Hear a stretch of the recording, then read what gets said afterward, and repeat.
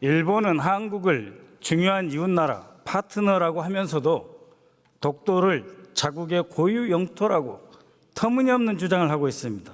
그 이유가 무엇이라고 생각하십니까? 터무니없는 생각을 하고 있기 때문입니다. 그렇죠. 그 터무니없는 그들의 주장 속에 어떤 본심이 있겠습니까? 일본의 본심은 대한민국을 과거 군국주의 시대 대동아 공영권 틀 안에서 다시 편입시켜 일본의 주변에서 일본의 이익을 위해 봉사하는 국가로 만들겠다는 망상을 갖고 있습니다. 총리님, 일본의 방위 전략은 무엇이라고 생각하십니까? 글쎄요, 제가 일본의 방위 전략을 상세하게 알고 있지는 못하기 때문에 예, 우리 국방부 차관으로 하여금 좀 답변을. 예, 국무위원이 아니기 때문에 차관은 부르지 않겠습니다. 일본의 국토 방위 전략은 간단합니다. 육군이 취약하기 때문에 적이 본토에 상륙하기 전에 바다에서 최대한 사전 저지하는 것입니다. 2022년판 국가 방위 전략 문서를 보면 우크라이나 전쟁 같은 사태가 동아시아에서도 일어날 수 있다라면서 러시아로부터의 대비, 그것을 최우선 안보 과제로 삼고 있습니다. 최근에는 러시아가 홋카이도로 밀고 내려오는 지상전보다는 바다, 즉 동해에서 해군과 공군을 동원하여 일본 열도 중앙을 관통하고 도쿄를 진격하는 전략을 크게 두려워하고 있습니다. 그렇기 때문에 일본은 러시아군이 자국에 상륙하기 이전 동해에서 전쟁을 종결짓겠다는 것입니다. 독도, 울릉도를 포함한 동해 전체를 자국 방어를 위한 결전장으로 상정한다는 것이죠. 총리님, 울릉도와 독도 사이 일본의 해상 공중 자산이 연평균 몇 회 침범하신지 아십니까? 상당히 많은 그런 침범인지는 제가 정확히 모르겠습니다만은 그 부분을 그렇습니다. 상당히 많이 침범하고 있죠. 우리 독도 접속 수역 몇 번이나 침범한다고 생각하십니까? 글쎄요, 우리의 무슨 영해나 우리의 영토를 침범한다면 그거는 우리가 가만히 있으면 안 되죠. 그렇죠. 연평균 최소 80회 이상 우리의 접속 수역을 침범하고 있습니다. 작년에는 러시아 군함을 쫓아온다며 해저 지형을 정확하게 탐지할 수 있는 일본 해상자위대 소해 함정이 독도 접속 수역을 침범했습니다. 총리님, 우리 국방부와 해군이 이 사실을 꼭꼭 숨기고 있는데 도대체 왜 그러겠습니까? 그거는 이따가 국방부 차관이나 장관이 오시면 답변을 하도록 하는 게 어떨까 싶습니다. 예, 모르시겠죠. 어떤 명분으로든 방금 전 총리님 말씀하신 바와 같이 일본의 해상 공중 전력이 우리 동해상과 독도 주변 해역을 마음껏 활보하고 우리의 해역과 해상 영토를 침범하도록 내버려 둬서는 안 되겠죠. 그거는 너무나 당연한 일이고요. 그건 우리의 주권적 사항이라고 생각하고 우리의 군사력이 또 우리의 한미 동맹이 충분히 그 정도는 할 수 있다고 생각합니다. 감사합니다. 한미 동맹이 일본을 억제할 수 있다라는 말씀까지 하셨습니다. 들어가 주십시오. 한일 군사 협력을 어느 때보다 강조하고 있는 일본의 작전 계획에서 대한민국의 군사력, 우리의 해군과 공군력은 일본 자위대가 러시아 등 외부 위협에 대처할 시간을 벌어주는 지원 또는 보조 수단에 지나지 않습니다. 일본의 이러한 군사 전략으로 인해서 윤석열 정권 들어서 우리 대한민국의 국가안보 전략, 대외정책 그리고 이와 관련된 모든 군사 전략이 통째로 왜곡되어 버렸습니다. 변경을 강요받고 있습니다. 그 결과 총리께서 의심한 대로, 우려한 대로 한반도와 동해에 대한 우리의 안보 주권을 상실할 우려마저 대두되고 있습니다. 2달 전 나온 2024년 7월 공개된 일본의 방위 백서입니다. 이 백서에서 윤석열 정권으로부터 6가지를 얻어냈다고 적시하고 있습니다. 첫째, 2023년 말부터 북한 미사일 경계 데이터를 실시간 제공받게 된 것을 가장 큰 성과라고 강조합니다. 일본이 말하는 실시간 경계 데이터는 평상시, 유사시가 아닌 평상시 대한민국의 레이더, 위성, 정찰기로 수집한 데이터가 모두 일본에 넘어간다는 뜻입니다. 우리 공군과 해군, 심지어 육군까지 일본을 위한 전방 레이더 기지가 되고 있습니다. 우리 군이 일본을 위해 보초서고 있는 것입니다. 도대체 우리 국민 세금으로 쌓아온 실시간 경계 정보를 넘겨줘야 하는 이유는 무엇입니까? 총리님, 다시 한번 나와 주십시오. 자, 우리는 이렇게 많이 주는데 일본으로부터 받는 실시간 경계 데이터는 무엇이 있습니까? 저는 의원님께서 너무나 이렇게 세부적인 쪽으로 많이 보시는 것 매우 같습니다. 중요한 대한민국의 생존과 국가 안보 제가 전략에 관한 보기에는 것입니다. 바로 우리나라의 안보 능력을 강화하기 위해서 우리가 한미 동맹을 강화하고 한일 간에도 군사적인 협력을 하는 겁니다. 그런데 군사적인 협력의 기본이 되는 정보를 교류하더라도 서로의 비밀을 지키고 네, 제가 그리고 질문 서로에게 드리겠습니다. 도움이 되는 의원님, 쪽으로 잘 이용하기 모르시니까 때문에 이렇게 하는 것이지 말씀하시는데요. 그게 정보는 대칭성, 그게 외교는 넘어가지고 상호주의가 원칙입니다. 그렇죠? 아니 넘어가지고 일본이 우리를 오히려 들어가세요. 총리님, 불안하게 만든다는 들어가세요. 거는 안 되는 거 아닙니까? 아니요, 그러니까 잘 모르시고 시간 때우지 말고 들어가 주십시오. 답변 못 하시나요? 아니 우리 의원님께서 일본이 저 청와대 전략비서관까지 하셔서 정말 그런 걸 많이 그래서 여쭤보는 아시는데 겁니다. 그런데 그거는요 너무 오바를 하시는 아니, 부분이 많은 들어가세요. 것 같습니다.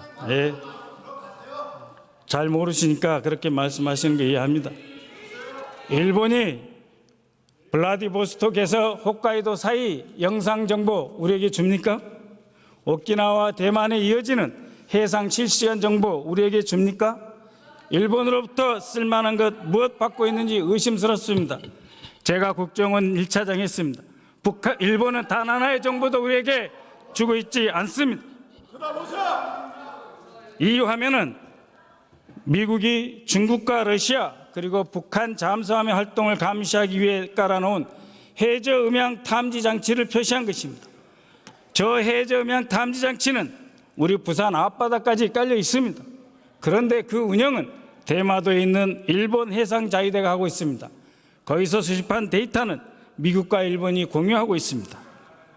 동해와 남해를 오가는 러시아, 중국, 북한 잠수함의 병목 지점을 우리가 감시하고 있는데 저 해저 음향 탐지 장치에서 수집된 정보 무엇을 받아보고 있습니까? 오히려 우리 대한민국의 잠수함 운항 정보만 노출되고 미국과 일본 잠수함 정보는 전혀 못 받아보고 있지요. 일본 방위백서 두 번째 화기 관제 레이더 조사 사건의 재발 방지 및 부대 안전을 확보했다고 주장합니다. 총리님 잠깐 나와 주십시오. 총리님, 일본이 말하는 화기 관제 레이더 조사 사건이 뭔지 아시죠? 네, 알고 있습니다. 네, 무엇이죠? 저를 테스트해 보시는 겁니까? 아니 아신다고 해서 여쭤보는 겁니다.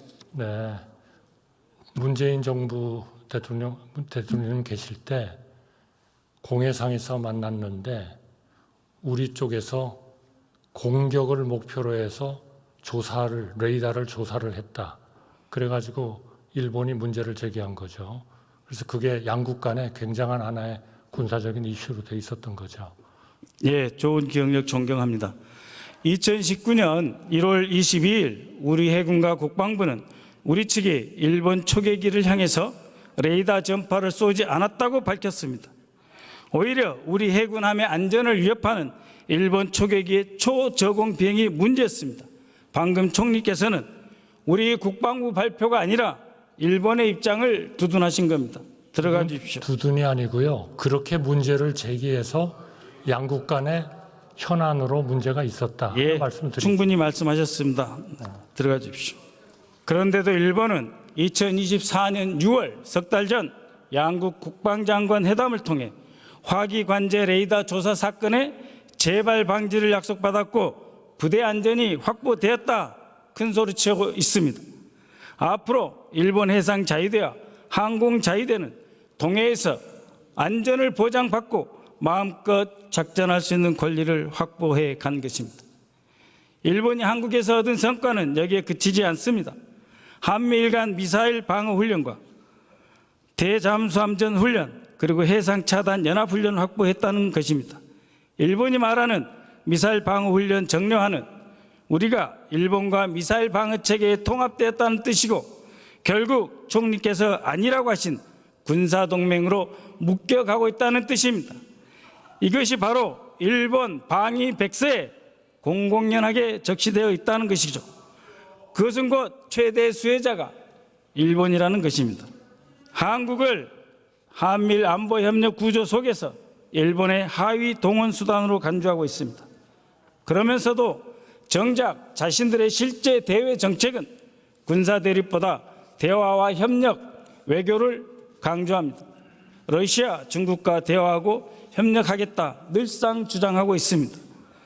심지어 북한과도 수교를 위한 물밑 협상을 지속한다고 되어 있습니다.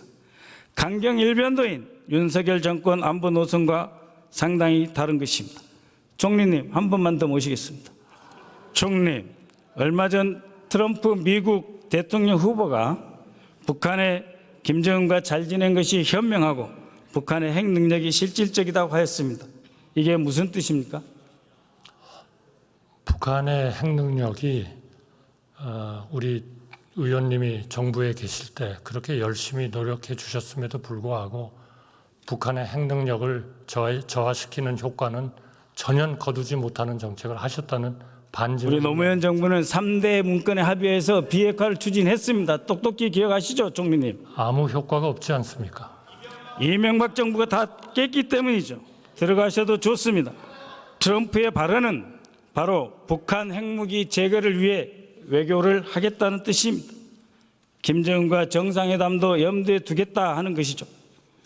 그러나 대한민국의 핵심 안보 책임자들 김영현 국방장관과 신원식 안보실장은 이미 사단장 시절 극단적인 대결 일변도로 인천광역시 등 소속 부대에 주둔 지역을 위태롭게 한 인물들입니다. 이들이 대통령과 함께 책임지지 못할 즉강 끝만 외치고 있습니다. 좋습니다. 차관 나오세요. 예, 차관입니다. 네, 안녕하십니까. 즉강 끝, 이것이 유엔사 교전 규칙을 위반한 것이고 최근 우리 군에서 지난 10개월 동안 그럼에도 불구하고 즉강 끝에 맞게 교전 규칙을 변경한 적이 있습니까? 없습니까? 그것은 저희 장병들의 전투 의지를 고양시키기 위한 구호에 관련된 것입니다. 교전 규칙과는 전혀 상관이 없습니다. 정확한 말씀입니다. 구호죠. 정치 구호입니다. 정치 선동입니다. 국방장관이 장병을 향해서 정치 선동을 하고 있는 것이죠. 전투 의지를 고양하기 위한 구호라고 했습니다. 정치 선동이 유엔사 아니고. 교전 규칙을 위반하고 있고 한미 동맹을 파열시킨 행위입니다. 야전 지휘관들이 오히려 헷갈려하고 있습니다. 잘 알고 말씀하세요. 들어가십시오.